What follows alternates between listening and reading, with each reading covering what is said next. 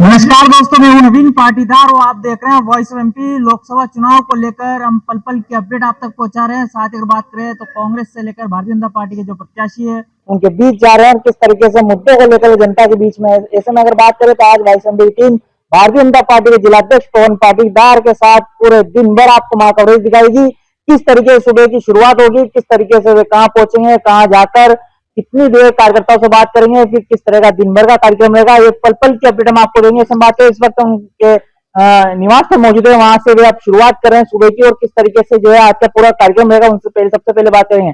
पवन जी, किस तरह का आज का पूरा दौरा है?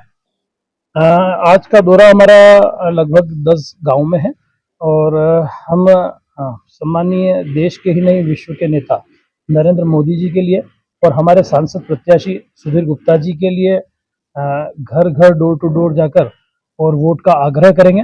और साथ ही साथ ये आग्रह भी करेंगे हम कि अधिक से अधिक मतदान हो और सभी लोग वोट अवश्य डालें, क्योंकि वोट डालना एक तरह से देश को दिशा देने की का एक महत्वपूर्ण एक अवसर प्रत्येक वोटर को मिलता है। तो अधिक से अधिक मतदान करने का आग्रह भी हम बीच बीच में करेंगे और भारतीय जनता पार्टी के पक्ष में मतदान करने का आग्रह भी हम डोर टू डोर जाकर करेंगे। और जितनी योजनाएं केंद्र की सरकार, प्रदेश की भारतीय जनता पार्टी की सरकार ने चलाई है, उन सबको लेकर भी हम बातचीत करेंगे। और आने वाले समय में देश किस दिशा में मोदी जी के नेतृत्व में बढ़ेगा और अब तक जो पिछले 10 साल मोदी जी के रहे उसमें क्या काम सरकार ने किए हैं, उन सब बातों को लेकर अभी हम गांव गांव, दरवाजे दरवाजे, डोर डोर, झोपड़ी झोपड़ी, खोपड़ी खोपड़ी जाएंगे।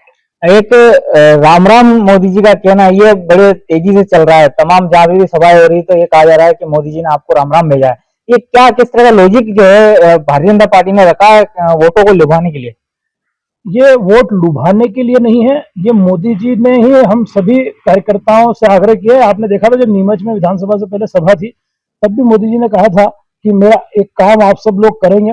और तब सामने उपस्थित लाखों की जो संख्या में लोग थे, उन सब ने हाथ खड़े किए थे, पूरी लोकसभा क्षेत्र के लोग थे और सब ने हाथ खड़े किए थे कि हाँ, हम आपका ये एक काम करेंगे। फिर उन्होंने एक काम बताया था कि मेरा राम राम प्रत्येक नागरिक तक पहुंचाना। तो वो तो एक ऐसे प्रधानमंत्री हैं जो एक बहुत शक्तिशाली प्रधानमंत्री हैं और भारत को दिव्य और भव्य और ताकतवर बनाने में लगे हैं। पर उनका अपने जनता के प्रति, भारत के प्रत्येक नागरिक के प्रति अपनत्व का एक भाव है और वो उस अपनत्व के भाव को उनके राम राम के माध्यम से लोगों तक पहुंचाना चाहते हैं, जो काम हम सभी को उन्हें दिया है। क्या कहेंगे आप, किस रूप में आप यहाँ पर जो है सेवाएं दे रहे हैं पार्टी को लेकर, किस तरह की मजबूती को लेकर आप काम कर रहे हैं? जिस प्रकार से यह है जो तीसरा वाला चुनाव है मोदी जी का, देश की दिशा और दशा दोनों बदलने वाला है और एक भारत का एक नया इतिहास लिखने जा रहा है। तो हर भारत के नागरिक के मन में है कि मैं भी किसी न किसी प्रकार से देश की सेवा करूं। ठीक ऐसे ही हमारे मन में भी आया है कि देश की सेवा की जाए। तो देश की सेवा के रूप में यहाँ पर समयदान दे के मोदी जी और भारतीय जनता पार्टी का कार्य करने के लिए पूर्णकालिक के रूप में यहाँ पर नीमच विधानसभा हमको मिली है। क्या कहें, कितनी मजबूती से आपको पार्टी यहाँ पर दिखती है, किस तरह के संगठन काम कर रहा है? भारतीय जनता पार्टी में बड़े पदाधिकारी से लगा के बूथ लेवल के और पन्ना प्रमुख तक के कार्यकर्ता हमेशा सक्रिय रहते हैं और अपना पूर्ण समय निस्वार्थ भाव से देकर पार्टी के लिए मजबूती से काम करते हैं।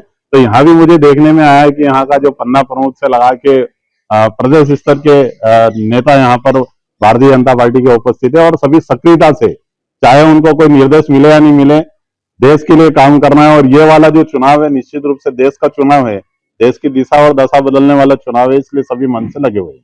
तो सुना आपने, ये थे भारतीय जनता पार्टी के जिलाध्यक्ष पवन पाटीदार और पार्टी के पदाधिकारी। किस तरीके से आज का दिन का दौरा रहेगा हमने बात की। साथ ही बात करें, हम पल पल की तस्वीरें और अपडेट हम आपको देते रहेंगे।